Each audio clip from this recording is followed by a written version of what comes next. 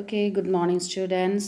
Welcome back and take your EVS textbook, page number 50. എല്ലാവരും text book എടുക്കാൻ പറയുന്നുണ്ട്, എടുക്കണുണ്ടോ? പിന്നെ ടീച്ചർ ഈ വായിച്ച് തരുന്നത് അപ്പോൾ വായിക്കും, വണ്ടിൻ്റെ കൂടെ വായിക്കും വേണം, അതിൻ്റെ മീനിങ്സൊക്കെ മനസ്സിലാക്കണം. അതിന് വേണ്ടിയിട്ടാണ് എല്ലാത്തിൻ്റെയും മീനിങ്സ് പറഞ്ഞു പോണത്. ഒന്നാമത് നമുക്ക് എക്സാമിനൊക്കെ എന്താണ് ആപ്ലിക്കേഷൻ ലെവൽ ക്വസ്റ്റ്യൻസാണ് ചോദിക്കുക. അപ്പോൾ നിങ്ങൾക്ക് സ്വന്തമായിട്ട് ആൻസർ ചെയ്യണം എന്നുണ്ടെങ്കിൽ എന്ത് ചെയ്യണം, നല്ലപോലെ ടെക്സ്റ്റ് വായിക്കണം. ടെക്സ്റ്റ് ഇപ്പോൾ ടീച്ചർ വായിക്കുമ്പോൾ കൂടെ ഓരോന്നും എങ്ങനെയൊക്കെയാണ് വായിക്കണമെന്ന് ശ്രദ്ധിക്കണം കേട്ടോ. ഓക്കെ, നമുക്ക് ആദ്യം നോക്കിയും ഏറ്റവും ടോപ്പിലുള്ള ആരുടെ ഫോട്ടോ ആണ് ആ കാണുന്നത്? ഒരു പിക്ചറിലുള്ള ആ ഒരു ക്രീച്ചർ ഏതാണെന്ന് മനസ്സിലായില്ലേ? എന്താണ്? ഹൗസ് ഫ്ലൈ ആണ് അല്ലേ, ഈച്ച. നമ്മൾ കഴിഞ്ഞ ക്ലാസ്സിൽ മോസ്കിറ്റോനെ കുറിച്ചാണ് അല്ലേ പഠിച്ചേ? അതെന്തൊക്കെ പലതരം ഡിസീസുകൾ സ്പ്രെഡ് ചെയ്യും ഒക്കെ പഠിച്ചല്ലോ. ഡിസെൻട്രി, കോളറ, ടൈഫോയിഡ് പോലുള്ള ഡിസീസുകളൊക്കെ സ്പ്രെഡ് ചെയ്യും. ഇങ്ങനെയുള്ള ക്രീച്ചേഴ്സ് നമ്മളെ സറൗണ്ടിങ്സൊക്കെ എപ്പോഴും പിന്നെ നീറ്റായിട്ട് ക്ലീനായിട്ട് ഇരിക്കണം. ഹൈജീനാണ് നമ്മുടെ സ്ട്രെങ്ത്ത്. ഇതൊക്കെ നമ്മൾ പഠിച്ചു കഴിഞ്ഞു. അതിന് നോക്കിയത് എന്താ പറയണേ? The house fly is a small insect seen in our surroundings. അല്ലേ, എല്ലായിടത്തും കാണാറുണ്ട് അല്ലേ നമ്മൾ ഈ ഹൗസ് ഫ്ലൈനെ. ഈച്ച നമ്മുടെ വീടുകളിൽ ചില കാലങ്ങളിൽ കൂടും അല്ലേ, ചില സമയങ്ങളിലല്ല, ചില കാലത്ത് തന്നെ ഈച്ചകളുടെ ശല്യം കൂടും. ഒരു സ്മാൾ ഇൻസെക്റ്റാണെന്ന് പറഞ്ഞിട്ടില്ല, നമ്മുടെ സറൗണ്ടിങ്സിലും നമ്മളെ വീടുകളുടെ ഉള്ളിലൊക്കെ ഇതിനെ കാണാം. This creature is seen in polluted areas and on decade substances. പക്ഷേ പിന്നെ ഈ ക്രീച്ചേഴ്സ് എവിടെയാണ് മെയിനായിട്ട് കാണുന്നത്? നമ്മുടെ ചുറ്റുപാടിൽ എപ്പോഴും ഉണ്ടാവാറുണ്ട്. അതുപോലെ തന്നെ ഇത് അധികം എവിടെയുണ്ട്? മലിനമായ സ്ഥലങ്ങളിൽ അധികം ഉണ്ടാവുന്നത്. പൊള്യൂട്ടഡ് ഏരിയാസ് എന്ന് പറഞ്ഞാൽ എന്താ? പൊള്യൂഷൻ അതായത് മലിനമായ ചുറ്റുപാടുകളിലുണ്ടാവും. അതുപോലെ തന്നെ ഡീക്കേഡ് സബ്സ്റ്റൻസസ്. ഡീക്കേ ആയതെന്ന് പറഞ്ഞാൽ ചീഞ്ഞ സാധനങ്ങൾ ഉണ്ടാവില്ലേ, അത് എവിടെയെങ്കിലും ഒരു ചീഞ്ഞ ഒരു ഫ്രൂട്ട് എന്തെങ്കിലും കൊണ്ടുവച്ചാൽ അവിടെ വരില്ലേ.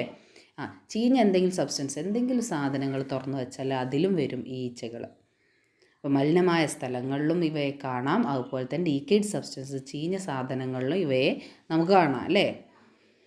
The house fly may sit on food stuff that is sweet or kept dum.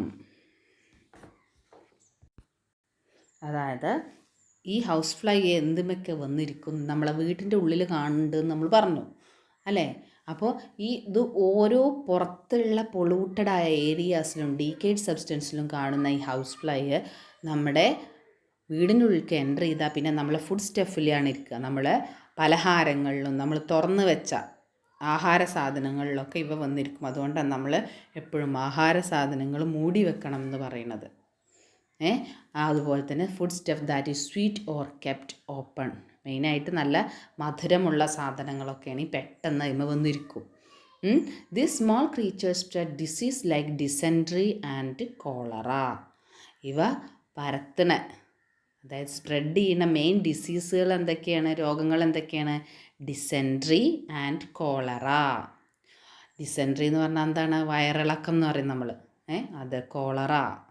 ഇത് കോളറ പോലുള്ള രോഗങ്ങളൊക്കെ നമ്മളെ ഈച്ചകൾ ഇങ്ങനെ ആഹാര സാധനങ്ങളിൽ വന്നിരുന്നിട്ട് ഉണ്ടാവണത്. അതായത് ദീസ് ആർ മോസ്റ്റ്ലി സീൻ, എവിടെ നമ്മൾ പറഞ്ഞത്? Mostly seen in uncleaned areas and on decayed things. Unclean ആയിട്ടുള്ള പൊള്യൂട്ടഡ് ഏരിയാസിലാണ് ഇവയെ കാണുന്നത്. അതുപോലെ തന്നെ ഡീക്കേഡ് തിങ്സ്, ചീഞ്ഞ സാധനങ്ങളിലൊക്കെ ചെന്നിരിക്കും. ഇതിമൊക്കെ എന്തൊക്കെ ഉണ്ടാവും? പുഴുക്കളും ബാക്ടീരിയാസും വൈറസൊക്കെ ഉണ്ടാവില്ലേ. അപ്പോൾ when they sit on the food items, പിന്നെ വൈറസും ബാക്ടീരിയൊക്കെ ഇവരുടെ ബോഡിയിലുണ്ടാവും, ഇവരുടെ ലെഗ് പാർട്ടിലൊക്കെ ഉണ്ടാവും. അതുപോലെ when they sit on the food items, ഇങ്ങനെ പുറത്തുനിന്ന് വന്നിട്ട് നമ്മുടെ ഫുഡ് ഐറ്റംസ് ഇരിക്കുമ്പോൾ എന്താ പറ്റുക? These bacterias and germs also spread through our food. നമ്മുടെ ഫുഡിൽ വന്നിരിക്കുമ്പോൾ അതെന്തായും ഇതിലൊക്കെ അത് സ്പ്രെഡാവും. ഈ ബാക്ടീരിയ വൈറസൊക്കെ എന്തായി സ്പ്രെഡായി മാറും. അതാണ് പിന്നെ നമ്മൾ കഴിക്കുന്നത്. അപ്പോൾ എന്തായി? അത് നമ്മളെയും എഫക്റ്റ് ചെയ്യും. അങ്ങനെ ഈ പറയുന്ന രോഗങ്ങളൊക്കെ നമുക്കും ഉണ്ടാവും. അപ്പോൾ എന്ത് ചെയ്യണം, എപ്പോഴും നമ്മുടെ ആഹാര സാധനങ്ങളൊക്കെ നമ്മൾ മൂടി സൂക്ഷിക്കണം. നമ്മൾ എന്ത് ഈച്ച ശല്യം ഇല്ല എന്നുണ്ടെങ്കിലും എപ്പോഴും നമ്മൾ എന്ത് ചെയ്യണം, എന്ത് ആഹാര സാധനങ്ങൾ ഉണ്ടാക്കിയാലും അത് അടച്ച് വെക്കണം. വീട്ടിലൊക്കെ ആരെങ്കിലും അടച്ചു വെക്കാൻ പറഞ്ഞാൽ നമ്മൾ അടച്ചു വെക്കണം പോയിട്ട്. അതേപോലെ തന്നെ എന്ത് സ്വീറ്റ് ആയിട്ടുള്ള പല സാധനങ്ങളും വായുവിൽ തുറന്ന് വെക്കാൻ പാടില്ല. എപ്പോഴും എന്ത് മൂടി വെച്ചിട്ട് ശീലിക്കണം അല്ലേ. ഇനി അടുത്ത പിക്ചർ ആരുടാന്ന് നോക്കിയേ. എല്ലാവർക്കും ഫെമിലിയർ ആയിട്ടുള്ള എല്ലാ പിക്ചേഴ്സും അതും എല്ലാവർക്കും അറിയാം. ആരാണ്? യെസ്, റാറ്റ് അല്ലേ. You might seen the rat on roofs and in holes. എവിടെയൊക്കെയാണ് നമ്മൾ കാണാറ്? തട്ടുംപുറത്തൊക്കെ ഉണ്ടാവും അല്ലേ. നമ്മൾ തട്ടുംപുറത്ത് ഉണ്ടാവും, തട്ടുംപുറമൊക്കെ ഉള്ള വീടുകളിൽ തട്ടുംപുറത്ത് ഉണ്ടാവും. അതുപോലെ തന്നെ ഇൻ ഹോൾസ്, ഓരോ ചെറിയ പൊത്തുകളൊക്കെ അവിടെ ഉണ്ടാക്കി വെച്ചിട്ടുണ്ടാവും. പഴയ വീടുകളിലൊക്കെ ഇഷ്ടം പോലെ ഇതിനെ കാണാം. അതുപോലെ തന്നെ പുറത്തൊക്കെ ചെറിയ ഹോളുകൾ ഉണ്ടാക്കിയിട്ട് അതിനുള്ളിലാണ് ഇവർ കഴിയണത്. അപ്പോൾ പിന്നെ ഈ റാറ്റിൻ്റെ പണികൾ എന്തൊക്കെയാണെന്ന് നോക്കിയേ. This chap bites into pieces and destroys whatever comes his way. ഇതിൻ്റെ മെയിൻ പരിപാടി അതാണ്. എന്ത് കണ്ടാലും എന്തായാലും കരണ്ട് മുറിച്ച് നശിപ്പിക്കും അല്ലേ. കരണ്ട് കണ്ടില്ലേ, ഓരോന്ന് പീസാക്കിയിട്ട് മുറിച്ച് നശിപ്പിക്കും. This chap bites into pieces, എന്തോ പീസാക്കി മാറ്റും. ചാപ്പ് ചെയ്യാറിന നല്ല എന്താണ്, കരണ്ട് ബൈറ്റാക്കുക, കഷ്ണങ്ങളാക്കുക. എല്ലാതും അതിൻ്റെ വഴിയിൽ വരണേ. അത് കാണുന്നത് എന്തും അതിന് തിന്നാൻ പറ്റുന്നതാണോ അല്ലയോ എന്നൊന്നുമില്ല. അതിന് കരളാൻ പറ്റി എന്തും അതൊന്ന് കരണ്ട് നശിപ്പിക്കും. The rat visits the kitchen and store room in search of food. എങ്ങാനും നമ്മുടെ വീടിനുള്ളിൽ ഇത് കയറി കൂടിയാൽ എന്താ സംഭവിക്കുക? ആദ്യം സന്ദർശിക്കുക എവിടെയാണ്? Rat visits the kitchen and store room. അതിനറിയാം എവിടെയാണ് തിന്നാനുള്ള സാധനങ്ങൾ എവിടെയാണ് വെച്ചിട്ടുള്ളതെന്ന് അറിയാം. അവിടെ പോവും, ആദ്യം കിച്ചണിലും സ്റ്റോർ റൂമിലും പോവും. കാരണം അതിന് കരളാനുള്ള അധിക സാധനങ്ങൾ അവിടെ ഉണ്ടാവുന്നതിനറിയാം. ഒക്കെ മണം പിടിച്ച് വരികയാണ്. ഫുഡ് ഐറ്റംസ് അതുപോലുള്ള സാധനങ്ങളൊക്കെ എവിടെയാണെന്നുള്ളത് സ്മെല്ലടിച്ച് വരും അത് അല്ലേ. അങ്ങനെ സ്റ്റോർ റൂമിലും കിച്ചണിലൊക്കെ കയറിയ പിന്നെ അവസ്ഥ ഒന്ന് പറയാൻ പറ്റുമോ?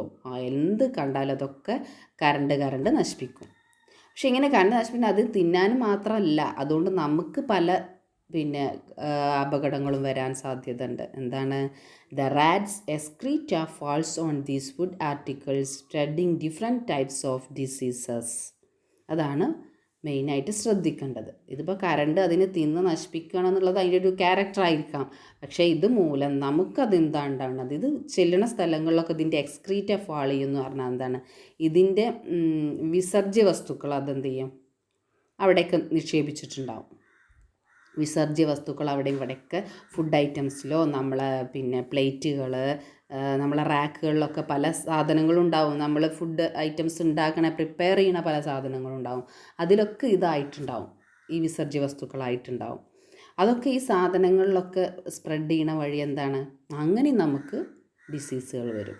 It is the rat that spreads diseases like rat fever, plague et cetera. വലിയ അസുഖങ്ങളാണ്. റാറ്റ് ഫീവർ നമ്മൾ കേട്ടിട്ടുണ്ട്, എലിപ്പനി, പ്ലേഗ്.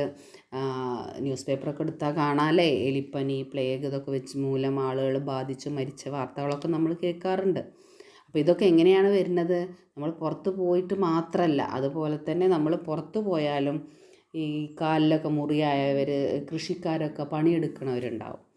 അപ്പോൾ ഈ ചെറിയ കെട്ടി നിൽക്കുന്ന വെള്ളങ്ങളിലൊക്കെ ഇവ ചെന്നിട്ട് മൂത്രമൊഴിക്കുകയോ അങ്ങനെയൊക്കെ ചെയ്തിട്ട് അവിടെ എക്സ്ക്രീറ്റ് അവിടെയൊക്കെ ഫാൾ ചെയ്തിട്ടുണ്ടാവും. അത് കലർന്ന വെള്ളത്തിൽ നമ്മൾ കാലൊക്കെ കഴുകുമ്പോൾ നമ്മളെ മുറിവുകളിലൂടെയും ഇതുപോലെയുള്ള ബാക്ടീരിയയൊക്കെ എൻ്റർ ചെയ്യും നമ്മളെ ശരീരത്തേക്ക്. അങ്ങനെയും ഈ പ്ലേഗും എലിപ്പനിയൊക്കെ ഉണ്ടാവും. അപ്പം നമ്മൾ പ്രത്യേകിച്ച് നമ്മൾ ഇതിൻ്റെ ടോപ്പിക്കിന് എന്താണ്? ഹൈജീൻ ഈസ് അവർ സ്ട്രെങ്ത് എന്ന് പറയാൻ കാരണം അതാണ്. എവിടെയും നമ്മളെ വൃത്തി മെയിൻറ്റെയിൻ ചെയ്യണം, വൃത്തി സൂക്ഷിക്കണം. കണ്ണിൽ കണ്ട ചെളി വെള്ളം എന്തൊക്കെ കണ്ടാൽ നമ്മൾ കാല് കഴുകാതിരിക്കുക, അതിൽ കളിക്കാതിരിക്കുക. കാലിൽ ചെറിയ മുറിവുകളൊക്കെ ഉണ്ടാവും. അതിലിപ്പോൾ ഈ റാറ്റിൻ്റെ എക്സ്ക്രീറ്റ് ഉണ്ടോ എന്തൊക്കെയാണുള്ളതെന്ന് നമുക്ക് പറയാൻ കഴിയുമോ? ഇല്ല. അപ്പം നമ്മൾ എപ്പോഴും നമ്മളെ ഹൈജീൻ മെയിൻറ്റെയിൻ ചെയ്യുക, അതാണ് മെയിനായിട്ടുള്ള കാര്യം. Just think of the problems when the number of mosquitoes, flies and rats multiplies. അതൊന്ന് ആലോചിച്ച് നോക്കിയേ. Just think of the problem. ആ പ്രോബ്ലത്തിനെ പറ്റി ഒന്ന് ചിന്തിച്ച് നോക്കിയേ. ഈ മോസ്കിറ്റോസും അതുപോലെ തന്നെ നമ്മുടെ ഈ ഫ്ലൈസും, ഹൗസ് ഫ്ലൈസും, പലതരം ഫ്ലൈസ് ഉണ്ട്. ഇതുപോലെ തന്നെ റാറ്റ്സൊക്കെ മൾട്ടിപ്ലൈ ചെയ്താൽ, ഇവയൊക്കെ വർദ്ധിച്ചാൽ, ഇവരുടെ എണ്ണം വർദ്ധിച്ചാലുള്ള ഒരവസ്ഥ എന്താണ്, നമുക്ക് എന്തൊക്കെ ദുർഫലങ്ങളാണ് വരിക, എന്തൊക്കെ ദോഷങ്ങളാണ് നമ്മളെ അഫക്റ്റ് ചെയ്യുക എന്നുള്ളത് നമ്മൾ ചിന്തിക്കണം എപ്പോഴും, അല്ലേ? എപ്പോഴും ചിന്തിക്കണം.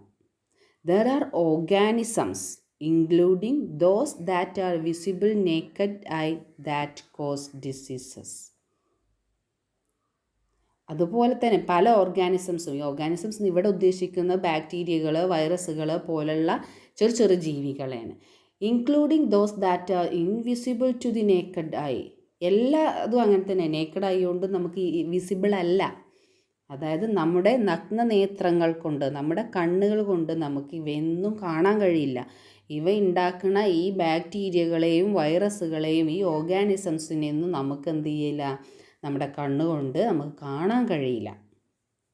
ഇവയാണ് എന്ത് ചെയ്യുന്നത്, ഈ രോഗങ്ങൾ പരത്തുന്നത്. That cause diseases. We must ensure that situations where such organisms multiply are avoided. അപ്പം നമ്മൾ എന്ത് ചെയ്യണം, ഇവ വർദ്ധിക്കാനുള്ള ഒഴിവാക്കണം. ഇവ വർദ്ധിക്കാനുള്ള സിറ്റുവേഷൻസ്, അവസരങ്ങൾ നമ്മൾ എന്ത് ചെയ്യണം, അവോയ്ഡ് ചെയ്യണം. ഇവ മൾട്ടിപ്ലൈ ചെയ്യാനുള്ള ഒരു കാലാവസ്ഥയും ഒരു സിറ്റുവേഷൻ നമ്മൾ ഉണ്ടാക്കരുത്. അത് നമ്മളെ വീടുകളിലായാലും നമ്മളെ ചുറ്റുപാടുകളിലായാലും നമ്മളിങ്ങനെ ഉള്ള സാധനങ്ങൾ പെരുകാനുള്ള ഒരു ചുറ്റുപാട് നമ്മൾ ഉണ്ടാക്കി കൊടുക്കരുത്. What can we do for this?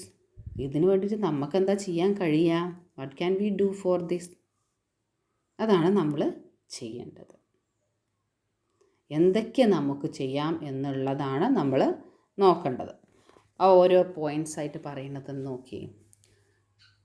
Do not allow waste materials to accumulate.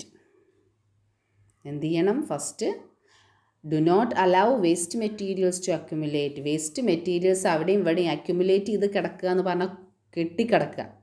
അവിടെയും ഇവിടെയും കൊണ്ടുപോയി കൂട്ടിയിട്ടിട്ട് അങ്ങനെ കിടക്കാൻ അനുവദിക്കരുത്. Waste materials to accumulate, do not allow it. അത് അനുവദിക്കരുത്. Avoid water stagnation. സ്റ്റാഗ്നൻറ്റ് വാട്ടറിൽ നമ്മൾ പറഞ്ഞു മോസ്കിറ്റോസും ഫ്ലൈസും ഒക്കെ വന്ന് മുട്ടയിടുന്നു പറഞ്ഞു.